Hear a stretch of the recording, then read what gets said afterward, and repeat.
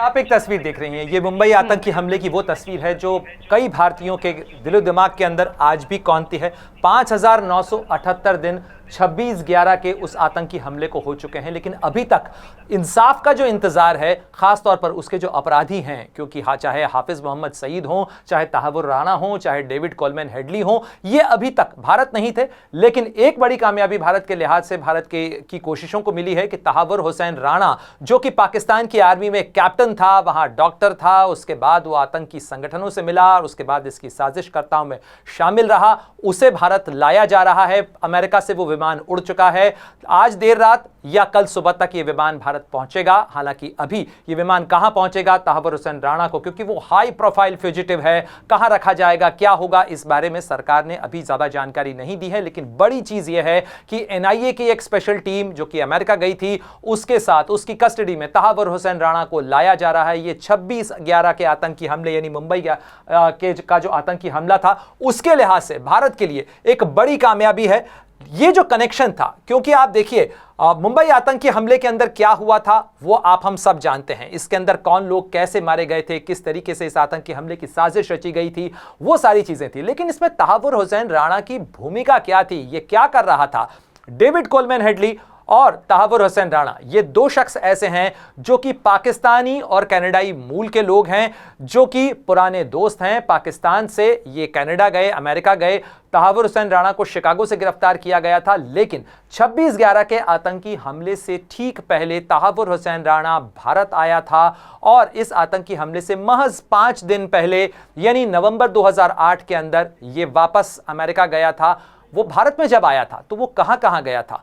वो आगरा गया था, वो हापुड़ गया था, वो दिल्ली आया था, इसके अलावा वो कोच्चि गया था केरल के अंदर, इसके अलावा वो गुजरात में अहमदाबाद गया था। आखिर क्यों तहावुर हुसैन राणा भारत के इन शहरों के अंदर घूम रहा था, क्या करना चाहता था। अपनी पत्नी सफराज जो अख्तर है उसको वो लेकर आया था, वो भी पाकिस्तान के अंदर डॉक्टर रही और उसके बाद अब वो शिकागो के अंदर हैं। इनका पूरा परिवार और कुनबा जो है वो कनाडा और अमेरिका के अंदर बसा हुआ है। लेकिन भारत में ये क्यों आए थे, किन से मिले थे, साथ ही ये कड़ियां अभी भी अनसुलझी हैं, खासतौर पर नेशनल इन्वेस्टिगेटिंग एजेंसी के लिए, भारत की जो सुरक्षा एजेंसी हैं उनके लिए भी, कि तहावुर हुसैन राणा का आखिर पाकिस्तान की आईएसआई से क्या कनेक्शन था। पाकिस्तान की जो आर्मी थी, पाकिस्तान की जो आईएसआई थी, वो इस आतंकी हमले की साजिश में किस तरीके से इन्वॉल्व थी। साथ ही जब तहावुर हुसैन राणा भारत में आया था, यानी वो जब आगरा आया, जब वो हापुड़ पहुंचा, जब वो दिल्ली पहुंचा, जब वो अहमदाबाद पहुंचा, तो लोकल हैंडलर्स भी क्या उसके थे, किसने उसे रिसीव किया, कौन उसका वहां पर लोकल कॉन्टैक्ट था। ये तमाम कड़ियां, ये तमाम सवाल जो हैं, इनके जवाब अब मिलेंगे जब भारत की जो इन्वेस्टिगेटर्स हैं वो पूछताछ करेंगे, जब वो उन तमाम सवालों के जवाब तलाशेंगे। क्योंकि इसके अंदर पाकिस्तान के कौन कौन से आतंकवादी शामिल थे, उनके नाम आप मेरे पीछे स्क्रीन पर देख रहे हैं। साथ ही अजमल कसाब, जिसे जिंदा पकड़ा गया था, उसे भी बाद में फांसी दे दी गई और फांसी की सजा के साथ में वो जो अध्याय था, उस अध्याय के अंदर एक चैप्टर तो पूरा हुआ, यानी इसके अंदर जो खून का तांडव रचने वाले आतंकी थे उन्हें तो मार दिया गया। लेकिन साजिश किसने रची थी, कैसे साजिश रची गई थी, क्योंकि इसने केवल भारत ही नहीं बल्कि पूरी दुनिया को हिला दिया था। आप अभी जिक्र कर रही थी इस बयान का, तो अमेरिका के राष्ट्रपति डोनाल्ड ट्रंप ने भारत के प्रधानमंत्री के मौजूदगी के अंदर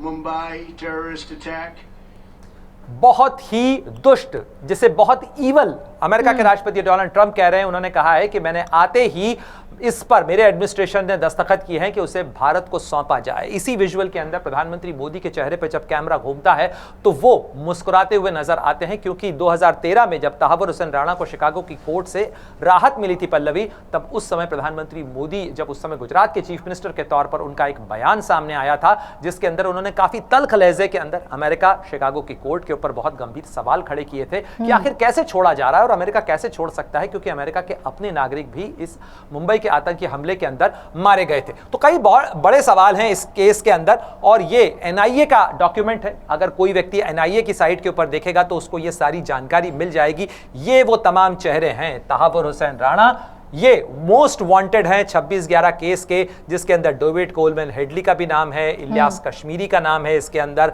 इसके साथ साथ इसके अंदर जो अन्य लोग हैं जिसके अंदर सैयद अब्दुल रहमान हासिम है और मेजर समीर अली का भी इसके अंदर नाम है। मेजर इकबाल का नाम है, मेजर समीर अली का नाम है, साथ ही ज़कीउर रहमान लखवी का नाम इसके अंदर है। ये भी LET के हैं, साथ ही साजिद माजिद और हाफिज मोहम्मद सईद जो कि UN के टेरर लिस्ट के आतंकी हैं जो पाकिस्तान के अंदर मौजूद हैं। तो इन तमाम नामों में से ये पहला शख्स है जो कि मोस्ट वांटेड है जो भारत आ रहा है, तहव्वुर हुसैन राणा। और इसीलिए कहा जा रहा है कि ये बड़ी कूटनीतिक जीत भी है और यहां से आगे की कड़ियां साफ होंगी जब भारत के इन्वेस्टिगेटर्स पूछताछ करेंगे और वो तमाम कड़ियां जोड़ने की कोशिश की जाएगी कि आखिर साजिश रची कैसे गई, किस तरीके से उसे अंजाम दिया गया। वो जो मिसिंग लिंक्स के सवाल हैं कि यहां पर पहुंचने पर किससे मिले, किसके साथ लिया, क्योंकि लोकल जो लिंक्स थी वो कौन थे, कौन वो लोग थे, उनके खिलाफ किस तरीके की कार्रवाई हो सकती है, ये सारी चीजें अब 2008 के बाद 17 साल बाद ये केस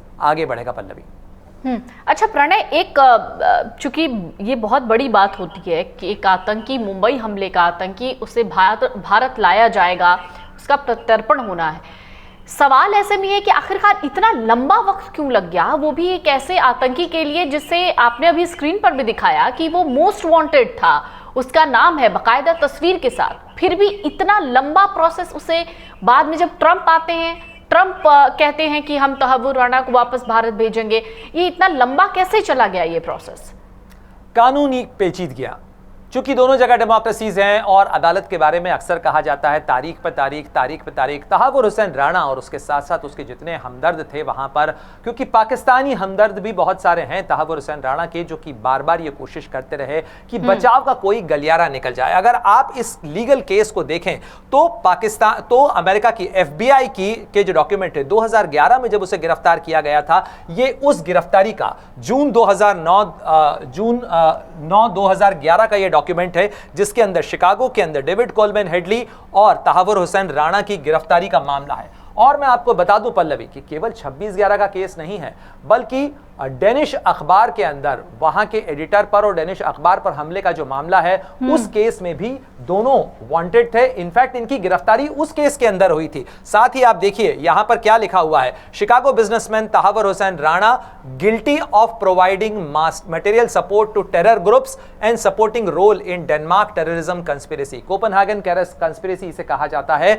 डेनमार्क के अंदर अखबार के दफ्तर पे हमला करने और वहां पर डेनिश न्यूज़पेपर जो है उसे वहां पर आतंकी हमले को अंजाम देने के लिए मटेरियल सपोर्ट देने का जो आरोप है वो उस पर लगा था।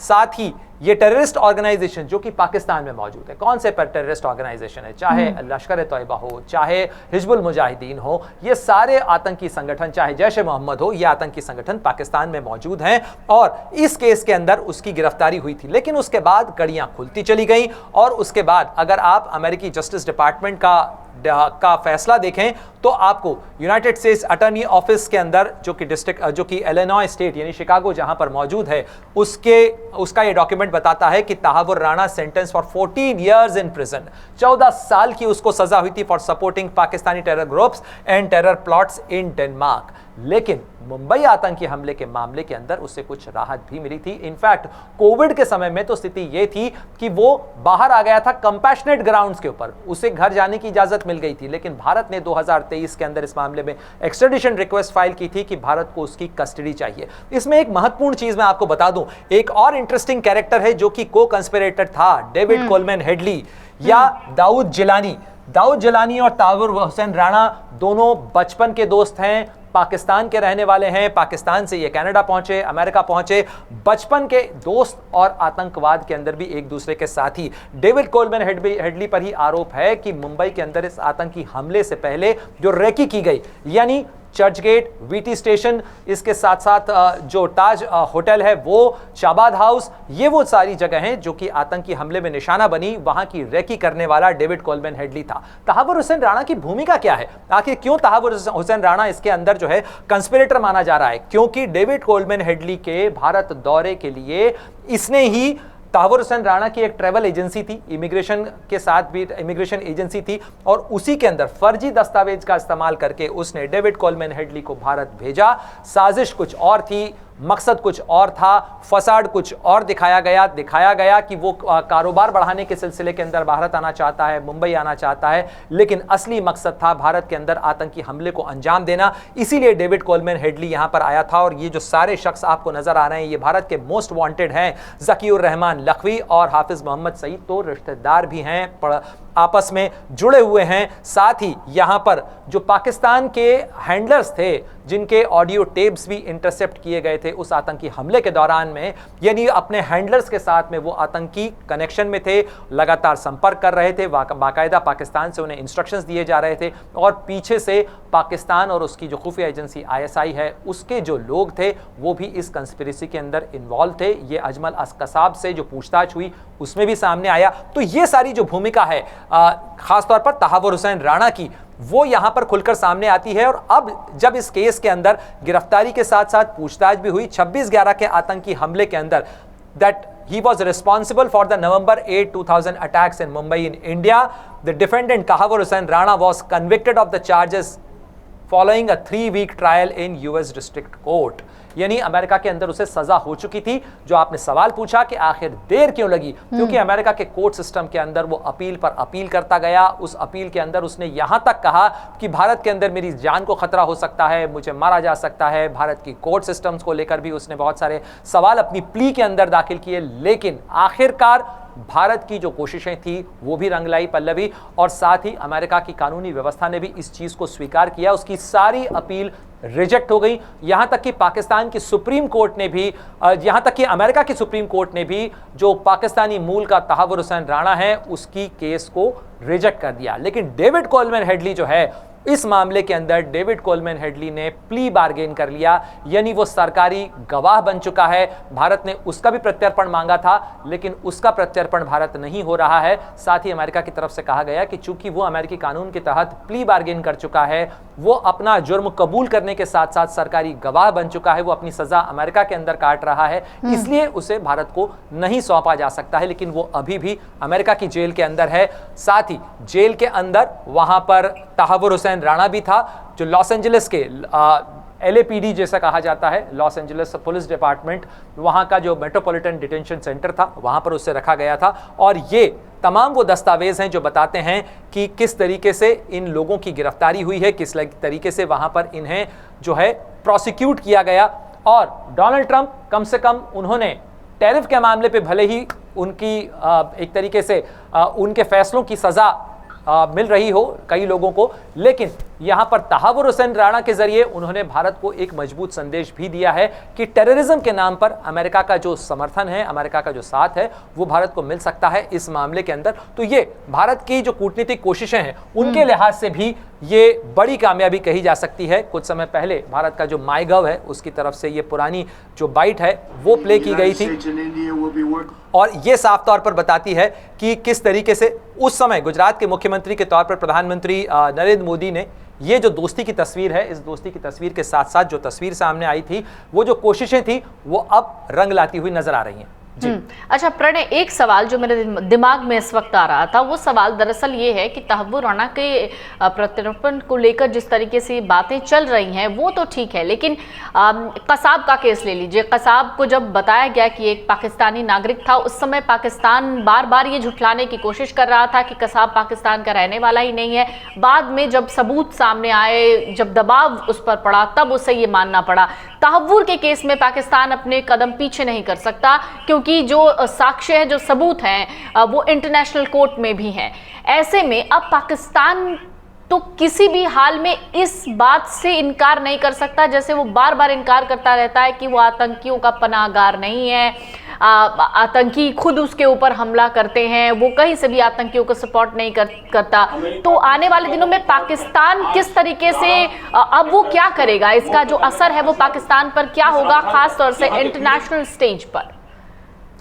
देखिए, पाकिस्तान के बारे में यही कहा जाता है, जैसे आमतौर पर प्रचलित उसमें एक्सप्रेशन में कहा जाता है, शर्म भी महसूस करने की चीज़ होती है। कुछ लोग महसूस करते हैं, कुछ लोग महसूस नहीं करते हैं। पाकिस्तान के सामने इतने उदाहरण, इतने नमूने आ चुके हैं, केवल भारत के साथ ही नहीं बल्कि ओसामा बिन लादेन पर उसने जिस तरीके का झूठ अमेरिका के साथ बोला था, और ओसामा बिन लादेन जिस जगह बरामद हुआ, अमेरिकन जो मरीन थे, अमेरिकन जो नेवी सील्स थे, उन्होंने बाकायदा एबटाबाद के अंदर जाकर ओसामा बिन लादेन को, जो पाकिस्तान का आर्मी ट्रेनिंग सेंटर है, उससे कुछ ही दूरी के फासले के ऊपर ओसामा बिन लादेन को मार गिराया। अगर आप ये वीडियो YouTube पर देख रहे हैं तो हमारे चैनल को सब्सक्राइब कर बेल आइकन दबाएं, और Facebook पर देख रहे हैं तो हमारे पेज को लाइक करें।